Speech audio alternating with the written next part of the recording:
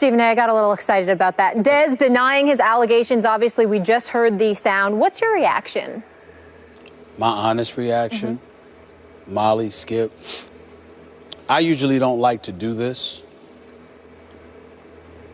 I think the media should be ashamed of itself. Whoever tweeted out that video, you knew good and damn well what you were implying. You were implying that while Ricardo Lockett was on the turf, motionless, potentially paralyzed for all we know, that Dez Bryant, whatever you read from his lips, whatever you said, I don't care what he said.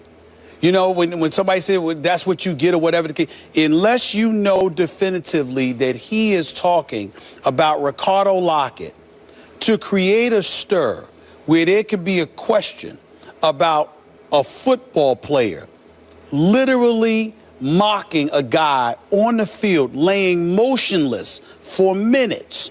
We don't even know if he were paralyzed or not. To attach that to Dez Bryant and put him in a position where he has to go out there and defend himself off of that, I just think, you know,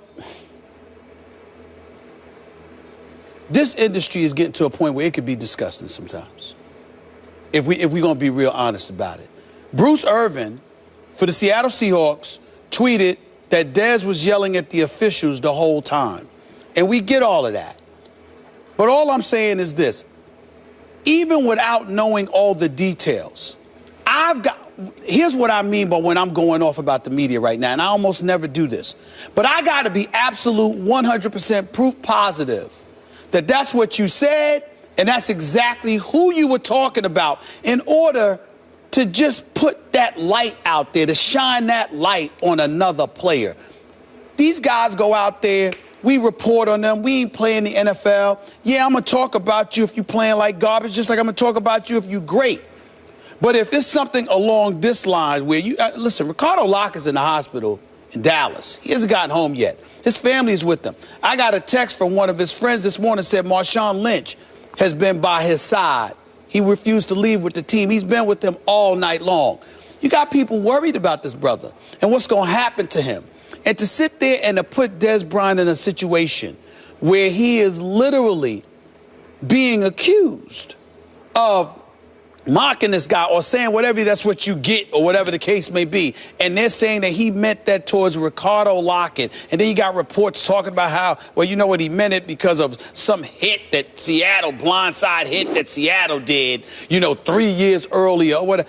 It's like, what are we doing? What are we doing? I mean, look, I don't know exactly what Dez said. I didn't read his lips, okay? And yeah, I'm not there per se. But neither are those reporters who tweeted about it and threw out that video to imply that this is what he meant. And the fact that just based on conjecture, you got an NFL player literally being accused of mocking a guy that's sitting on a turf motionless and potentially paralyzed, at least at that moment in time, because that's what I was thinking. I just think it's sad. It's not I think fair. it's sad, and I don't think it's right. I don't think Dez Bryant did that. I don't think he would do that. I don't think Dez Bryant would do that. But whether he did or not, the point is, unless you are definitively and absolutely sure, that is not something you should be speculating about. I hear what you're saying. I have no idea what's going down here, for sure. Do I believe that sentiment could ever be in Dez Bryant's heart? I do not. He's a football player. He loves this game, and I think he cherishes the ability to play this game because he's had to miss much of this game for periods of time, and I think he's come to love the great opportunity that God gave him just to get out there and play. So would he wish that? No. Okay, but now let's get back to what we see on the video. It sure looks to me like he is mouthing those words. If I can lip read, it looks like those words are coming out of his mouth. And he did acknowledge, did Dez, as he refuted what the media was, quote unquote, accusing him of. He said, I could have been talking about something completely ... else, like something complete. So he acknowledged he could have said those words. That's what he gets. But it could have been aimed at somebody else because there was a whole lot of back and forth trash talk going on because there is lingering bad blood between these teams. And I'm sure some of the Seattle players were not happy with this Heath kid who laid out Lockett as a Cowboy special teamers, even though I thought it was a brutal but a legal hit. It did draw a flag. That's fine with me. It's almost like just on principle it deserved a flag, not by the letter of the law. This is a violent game that's going on out there. We know this. And the most dangerous time is on punt returns. No longer kickoff returns. They've sort of legalized some of the, they've sort of taken some of the brutality out of kickoff returns. But on punt returns, bad stuff can go down. And it did, and God bless him. I hope he's okay. It sounded like he was going to be okay, that he just wound up with a concussion. Yeah. But I don't know if Dez got caught up in the moment defending his teammate, and they're going back and forth. I don't know. The comment could have been aimed at somebody else. That's what he gets, meaning, Agreed. Who knows? Mm-hmm. That's what Richard Sherman gets, or Earl Thomas gets, or who knows who we know Dez. He plays with such emotion, such passion, such rage to win. His emotions could spill over, and it was directed at somebody else as he's trying to defend his teammate who delivered the blow. So I don't know what it was, but I don't believe that's in Dez Bryant's heart. I just don't. But it looks bad on the surface because it looks like he said that at that moment. But let's also understand why it looks bad. Skip Bayless, these aren't bloggers that just tweeted out something or saw something on their television screen, clipped it with their camera phone, and then went from there, and it's on Twitter or something like that. These are journalists who were at the game who tweeted it out, according to the reports anyway. I'm saying that you have a responsibility. Yeah, but they didn't make it up. Yeah, but it's not a matter of making it up. You have a responsibility to at least go down there and ask this man the question before Absolutely. you have context. and have context before you just tweet it out for the world, and all of a sudden it gains momentum to the point where Dez Bryant gets back in the locker room and he's hearing all of this stuff. The guy who tweeted out wasn't at the game. I'm pretty sure he's from Houston, right? I don't know. Fox 26 in Houston. I didn't know. I think he posted it just off. He's just using off the. He took the footage off the broadcast. Right. Okay. All right. So they're reacting. The reporters at the game are reacting to what they saw. Anybody could have seen it. Anybody could have pulled it off. We all saw it. I saw it on TV. Yeah. I saw it on TV. But what I'm saying to you is that it's unfair that he walks into a locker room and rather than just ask him the question, he has to fight off accusations. That's entirely different.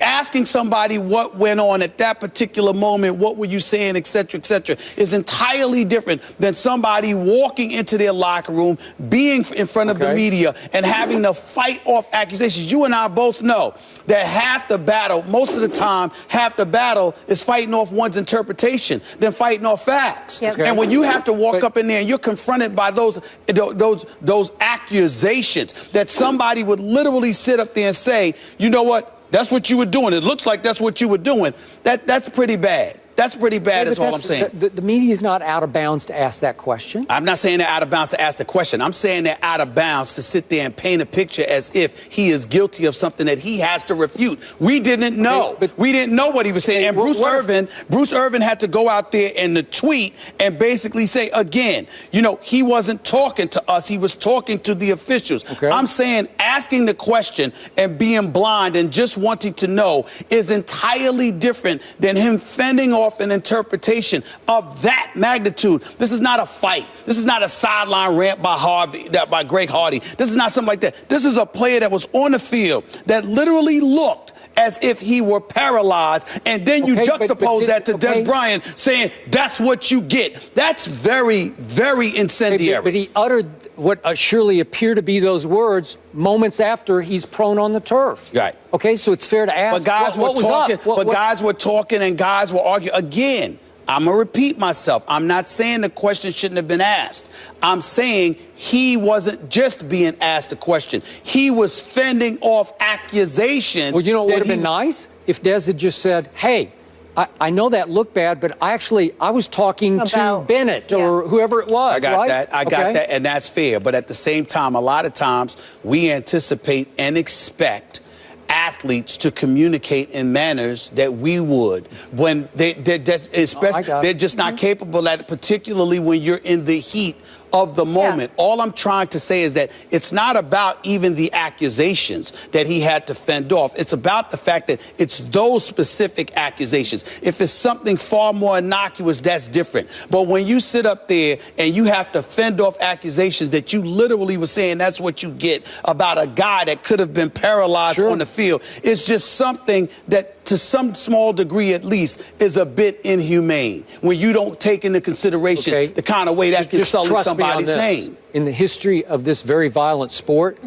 those kinds of lines have been uttered many times about a guy who's prone on the turf by the opposing team. Well, I've seen it said by a guy prone on the turf by a fan base, I know players who have said things. Okay. All right. It's just what it's the nature of it. I'm saying not to that degree, not in a situation like that. Yeah, but this is a gladiators game. Okay. Much as they love each other and care about each other from. Well, let me tell you something. He's not sitting up there and being as adamant and vehement in his denials if he doesn't care. The fact is that you care because you know that there are certain things that are beyond the pale that are just too low to go. I agree. Unless you are sure, you got no business putting somebody in a position where they have to defend themselves against something that's low. Do you know how low you got to be to watch a guy on the field looking as if he's paralyzed and sitting there saying, tough, that's what you get? You have any idea how that makes somebody look?